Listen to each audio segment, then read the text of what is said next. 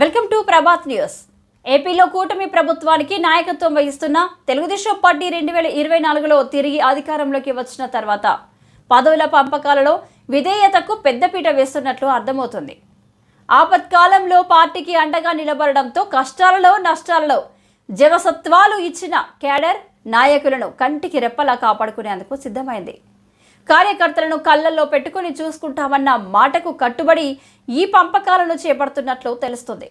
మార్చి 8న మార్కాపురంలో కార్యకర్తల సమావేశంలో ముఖ్యమంత్రి తెలుగుదేశం పార్టీ జాతీయ అధ్యక్షులు నారా చంద్రబాబు నాయుడు మాట్లాడుతూ, కష్టకాలంలో పార్టీకి అండగా నిలబడిన వారి జాబితా తమ వద్ద ఉన్నదని, స్థానిక ఎమ్మెల్యేల సిఫారసులు లేకున్నా వారికి పదవులు ఇవ్వడం తథ్యమని స్పష్టం చేశారు.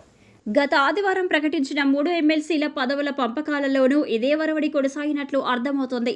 తెలుగుదేశం ప్రకటించిన ముగ్గురులో బీటీ నాయుడు, బీద రవిచంద్ర యాదవ్, కావలి గ్రీష్మ విషయంలోనూ పార్టీ వైఖరి స్పష్టమైంది.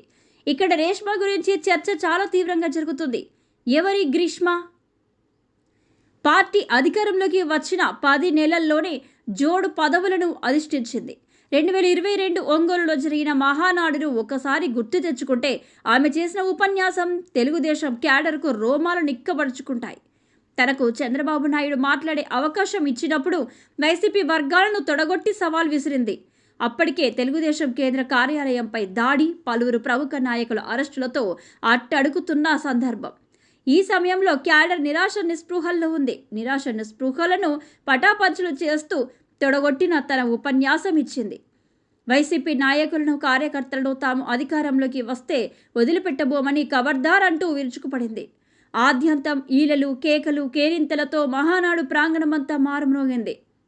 ఒక దళిత మహిళ తొడగొట్టడం, అధికార పార్టీకి సవాలు విసరడం తీవ్ర చర్చనీయాంశమైంది. వేదికపై ఉన్న నారా చంద్రబాబు నాయుడు, నారా లోకేష్, బాలకృష్ణ, అప్పటి అధ్యక్షుడు అచ్చెన్నాయుడు గ్రీష్మను అభినందించారు. ఆ ఉత్సాహం సంవత్సరం రోజుల పాటు ఎక్కడికెళ్లినా రేష్మ ఉపన్యాసం మీదనే చర్చ నడిచింది. ప్రస్తుతం పార్టీ అధికారంలోకి వచ్చింది. ఇక గ్రీష్మ కుటుంబ నేపథ్యాన్ని చూసినప్పుడు అటు రాజకీయ, ఇటు ఉన్నత విద్యావంతుల కుటుంబం నుంచి రేష్మ తన రాజకీయ ప్రస్తావాన్ని కొనసాగిస్తుంది.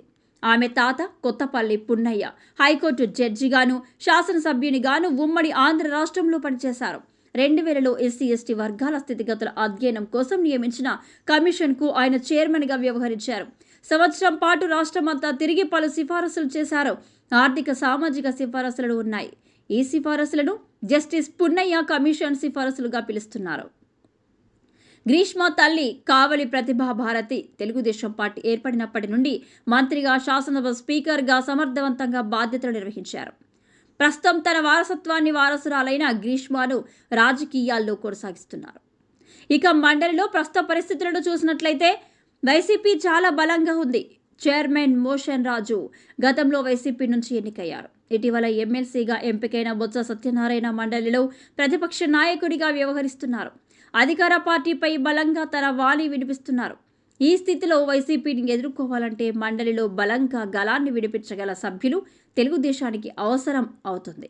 43 ఏళ్ల గ్రీష్మ స్వస్థలం శ్రీకాకుళం లండన్ స్కూల్ ఆఫ్ ఆర్ట్స్లో విద్యాభ్యాసం చేసింది. ప్రస్తుతం ఏపీ మహిళా సహకార ఆర్థిక సంస్థ చైర్మన్గా, తెలుగుదేశం పార్టీ అధికార ప్రతినిధిగా సేవలందిస్తున్నారు. ఆ పార్టీ భవిష్యత్తు నాయకురాలుగా ఆమె నిరూపించుకోవలసిన అవసరం ఉంది. గత ఎన్నికల్లో రాజాం సీటు దక్కనప్పటికీ నేడు జోడు పదవులతో పార్టీకి, రాష్ట్ర ప్రజలకు సేవ చేసే అవకాశం దక్కించుకున్నది. Hats off to Greeshma.